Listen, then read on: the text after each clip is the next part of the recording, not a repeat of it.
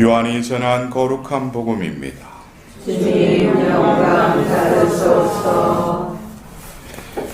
그때 예수님께서는 제자들과 함께 유다 땅으로 가시어 그곳에서 제자들과 함께 머무르시며 세례를 주셨다. 요한도 살림에 가까운 에논에 물이 많아 거기에서 세례를 주고 있었다. 그리하여 사람들이 가서 세례를 받았다. 그때는 요한이 감옥에 갇히기 전이었다.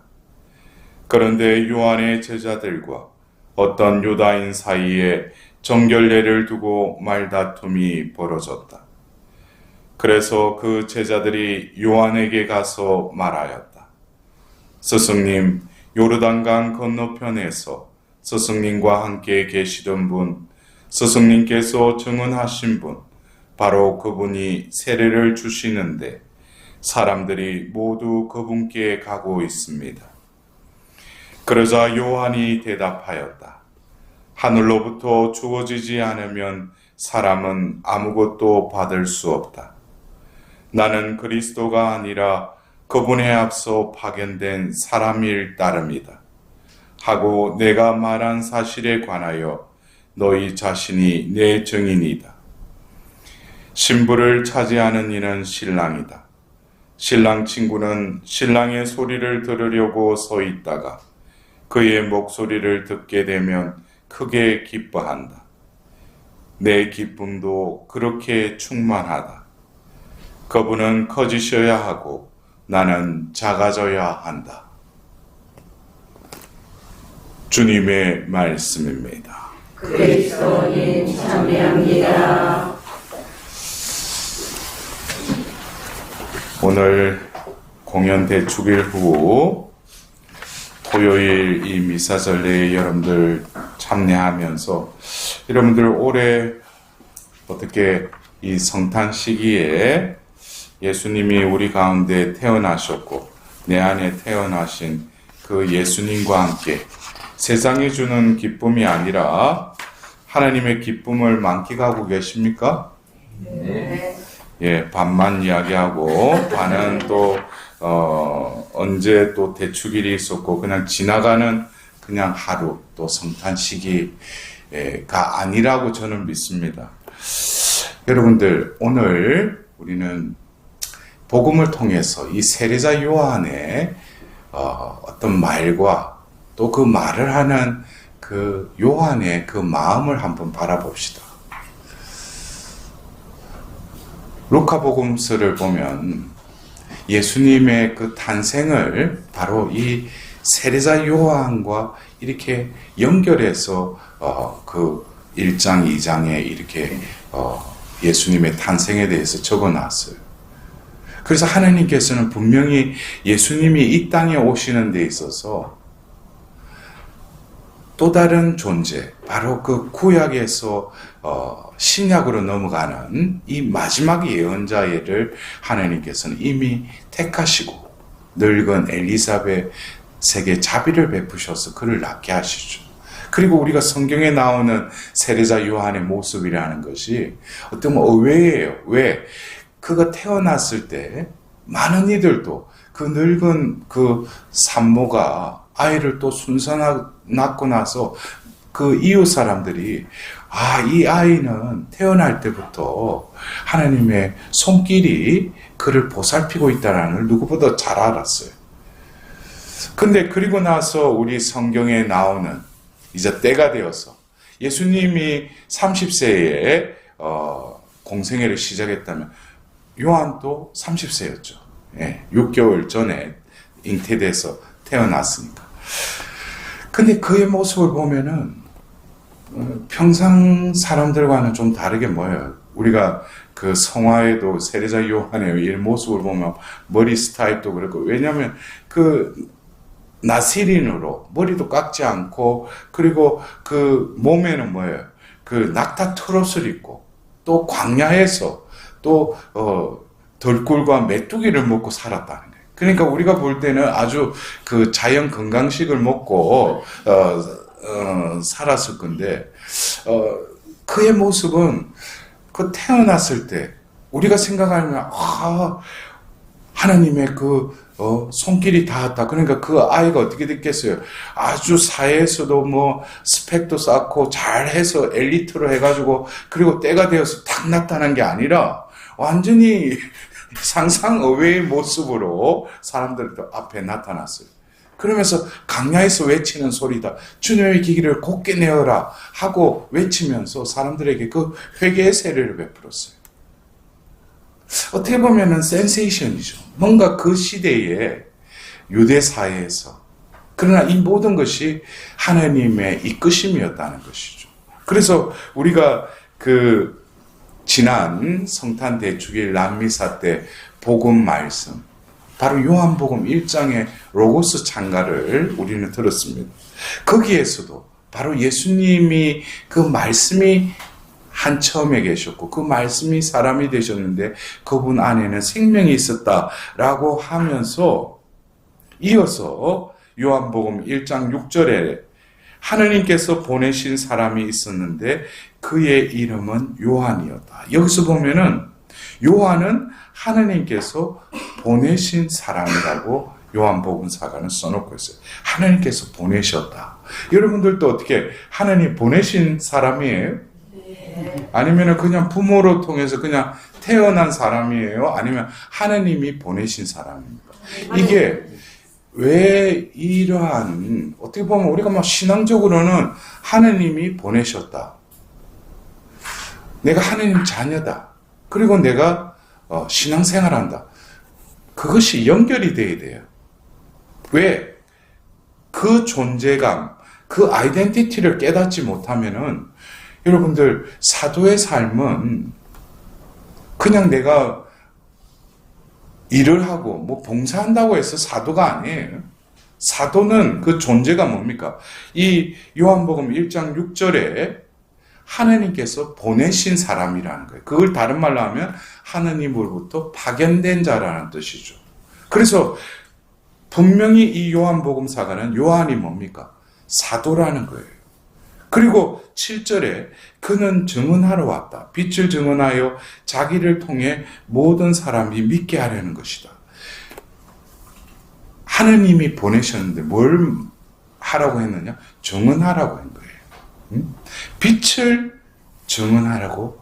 그런데 이 빛을 증언함으로 인해서 자기가 드러나는 것이 아니라 자기를 통해서 모든 사람이 믿게 하려고 증언하는 거예요. 예? 그리고 다시금 그의 정체성에 대해서 요한복음 1장 8절에는 그 사람은 빛이 아니었다 그랬어요. 자기가 빛을 증언하는데 자기가 빛이 아니라는 거예요. 빛을 증언하러 왔을 따릅니다. 여러분들, 이것이 바로 사도라고 하는 그 정체성이에요. 여러분들이 이 천주교 사도직회 팔로티에를 알고 어떻게 이렇게 하나님께서 모으셨어요. 그리고 여러분들이 나름대로 내가 사도구나. 그래서 제가 처음에 여러분들은 사도입니다. 그러니까 뭐 어떤 사람들은 신부님 사도로서 삶이 너무 힘든 것 같아요. 저는 상도로서 살래요. 이게 사도라는 것이 여러분들 그래요. 내가 뭐 사도가 되고 싶다 안 되고 싶다 이게 아니에요. 하나님은 뜻이 있어서 나를 그때에 이 세상에 보내신 거예요. 그러면은 우리가 이제 내일부터 이제 연중 시기가 시작되는데 세례를 받았다. 내가 하나님 자녀가 되었다. 이것은 하나님이 이미 그 세례를 통해서 예비하신 베풀고자 하는 은총이 이미 갖춰져 있다는 거예요. 그걸 베풀어 주실 분이에요. 그러면은 우리가 은총 달라고 안 해도 하나님이 이미 나에게 필요한 은총을 이미 베풀어 주셨는데 베풀어 주신 그 은총에 그냥 그 은총 안에서 살면 되는데 자꾸 우리는 은총 달라고 그래. 응? 왜 은총을 그렇게 달라고만 할까? 거기에 대해서 오늘 여러분들 우리가 들은 그 독서 요한 1서의 말씀을 이렇게 우리가 들었는데 거기서 보면은 요한 1서 5장 18절에 보면은 하느님에게서 태어나신 분께서 그를 지켜주시어 악마가 그에게 손을 대지 못합니다. 악마가 그에게 손을 대지 못한대. 근데 나의 현재의 삶은 어떻게? 조금만 내가 방심하면 뭐야? 악의 유혹을 하고 또 어느새 죄를 짓고 살아요. 응? 근데 분명히 하나님에게서 태어나신 분께서 그를 지켜주신다고 그랬어요. 그리고 악마가 그에게 손을 대지 못한다는 거예요. 응? 근데 여러분들 악마가 손을 대지 못해요? 여러분들을? 응?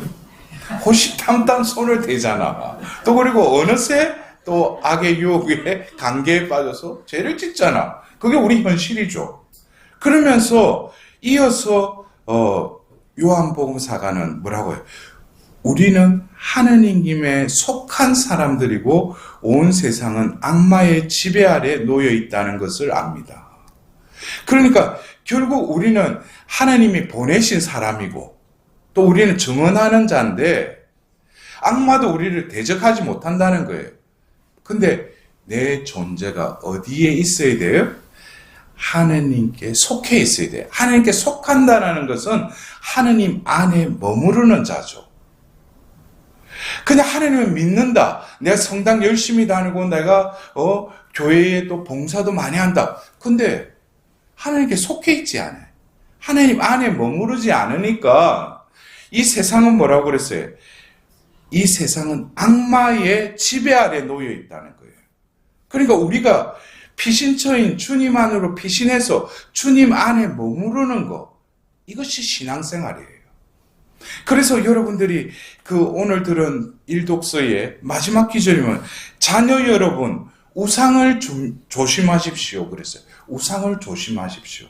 여러분들 우상을 조심하십시오. 그러니까 우리 집에는 뭐 예수님상, 성모상, 또 별의별 뭐 성물 다 그거를 무장해 놨으니까 나 우상 숭배 안 하지. 우상을 조심하라고 하는 것이 그냥 뭐 만들어 놓은 그 우상 그걸 없다고 해서 우상을 조심하라고 하는 게 아니에요. 우상을 조심하라고 하는 것은 우상은 뭡니까? 어떤 것을 생명력도 없는 조각을 하나 만들어 놓고 거기에 빌면서 뭐예요? 내 뜻을 이루어 달라는 거예요. 내 잘되게 해달라고 하는 거죠. 이게 우상 숭배죠. 근데 예수님 상 있고 성모상 있고 성물일 수도 그 앞에서 뭐예요? 내 뜻 이루어 달라고 계속 기도하면 그거 뭐예요? 우상 숭배예요. 대신 우리는 뭡니까? 하나님께 속한 자로서 우리가 해야 될 것은 뭡니까? 하나님 뜻을 알아듣게 해달라고. 또 하나님 뜻을 실행하게 우리에게 힘을 달라고. 이게 하나님께 속한 자들이 기도하는 거 아니겠어요? 그래서 악마는 뭡니까? 나를 부추겨요. 이 나라고 하는 것은 죄악에 그냥 타락된 그 나를 자꾸 네가 잘 돼야지. 네가 할 수 있어. 이거를 자꾸 부추기는 거예요. 그러면은 하나님께 속한 자, 하나님으로부터 난 자는 뭐겠어요? 내가 스스로 자존할 수 없죠. 왜? 내 신분이 함께 하셔야지 내가 살아갈 수 있으니까. 그러니까 늘 뭡니까? 하나님 말씀에 귀 기울이고 하나님 말씀을 새길 뿐만 아니라 그 말씀으로부터 힘을 얻어서 말씀을 실행하는 것. 그래서 오늘 여러분들이 복음에 나오는 요한 세례자는 철저히 뭡니까? 나로 살았죠. 어떤 나예요? 하나님께 박연된 자. 하나님께 속한 자로 그는 철저히 자아의식을 하고 있어요. 그래서 여러분들 보십시오. 세례자 요한에게 많은 이들이 몰려왔어요. 근데 오늘 복음에서 요한 복음에는 예수님도 세례를 주셨다고 그랬어요. 그러자 사람들이 그쪽으로 몰렸다고 그랬어요. 근데 여기서 사람들이 와서 그러잖아요. 그분에게 사람들이 가고 있다고. 그래서 요한 세례가 그것에 우리는 어떻게 해요? 우리도 모르게 경적의 의식이 있을 거 아니에요. 응? 자기가 와서 사람들이 몰려왔는데 사람들이 또 그쪽으로 몰려가면 어떻게 본성상 인간의 어떤 타락된 나는 뭐예요? 경정의식이 왜 저럴까? 뭔가 이렇게 그럴 건데 세례자 요한은 그것에 하등 흔들리지 않아요. 응? 그러면서 하늘로부터 주어지지 않으면 사람은 아무것도 받을 수 없다. 나는 그리스도가 아니라 그분에 앞서 파견된 사람일 뿐이다. 여러분들, 이게 어떻게 보면은 우리가 많은 경우 죄에 걸려 넘어지고 죄 속에서 허우적거리는 게 그 죄악으로 타락된 나로 살아가려고 악은 끊임없이 나를 부추긴다는 거예요. 그 나가 살아가야 되니까. 나는 그저 뭐예요? 하느님이 이 일을 하도록 그분에 앞서서 파견된 사람일 뿐이다. 그리고 오늘 우리가 들은 복음의 마지막 뭐예요? 그분은 커지셔야 하고 나는 작아져야 한다. 어떻게 보면은 사도의 모델을 바로 이 요한 세례자를 통해서. 그래서 여러분들 그래요. 빈센트 발로티 성인은 예수님을 어떻게 바라보시냐면 바로 성부의 사도로 보신 거예요. 근데 예수님 역시 공생애 중에 자기를 드러내신 게 아니에요. 그래서 특히 요한복음에 많은 이들과 논쟁을 벌였기 때문에 나와 아버지는 하나다 그랬어요. 그리고 나를 보지 말고 나를 보내신 분이 그냥 나를 보내서 이 자리에 있다 그래요.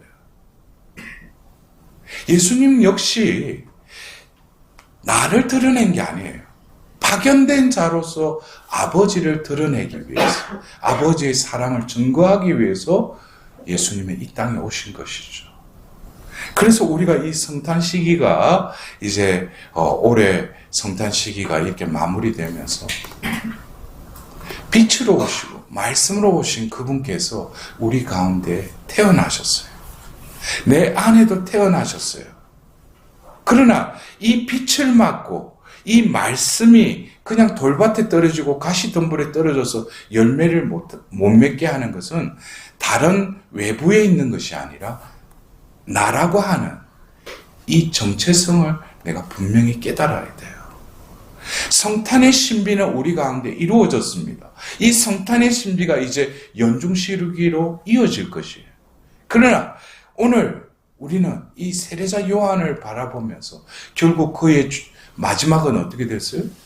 많은 이들이 그에게 몰려왔지만 마지막에는 뭡니까? 쟁반 위에 그냥 머리 얹혀져서 잘려진 목으로 그냥 일생이 끝났어요. 그러나 예수님은 뭡니까? 여자에게서 태어난 이들 중에 그가 가장 크다고 그랬어요.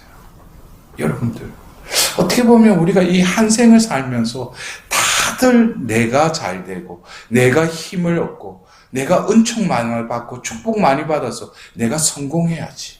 남들보다 위에 서야지.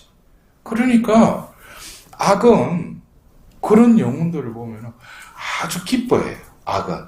응? 왜? 내가 유혹하는 대로 그대로 다 철저히 순종하며 살아가니까. 왜? 나가 제대로 정립이 안 돼 있으니까. 그러나 우리는 뭡니까? 바로 이 성탄을 통해서 올해 저는 그저께 또 어디 가서 이렇게 강의를 하면서 그날 복음, 목요일 날 지난 목요일 복음이 예수님께서 나자렛에서 회당에서 이사야 두루마리를 펴시고 그걸 봉독하시고 나서 어떻게 이 자리에서 이 말씀이 이루어졌다 그랬죠. 저도 수십 년 동안 이 성탄 대축일을 지냈어요. 근데 올해 12월 25일 아침 기도 중에 문득 요한복음 1장 14절의 말씀이 저에게 와닿았어요. 말씀이 사람이 되시어 우리 가운데 사셨다. 너무나 잘 아는 성경 구절이었어요. 근데 그날 아침에 성탄 대축일에 저에게 그런 거예요. 말씀이 사람이 되셨다. 이 말씀이 제가 머물고 있는 그 자리에서 이루어진 거예요.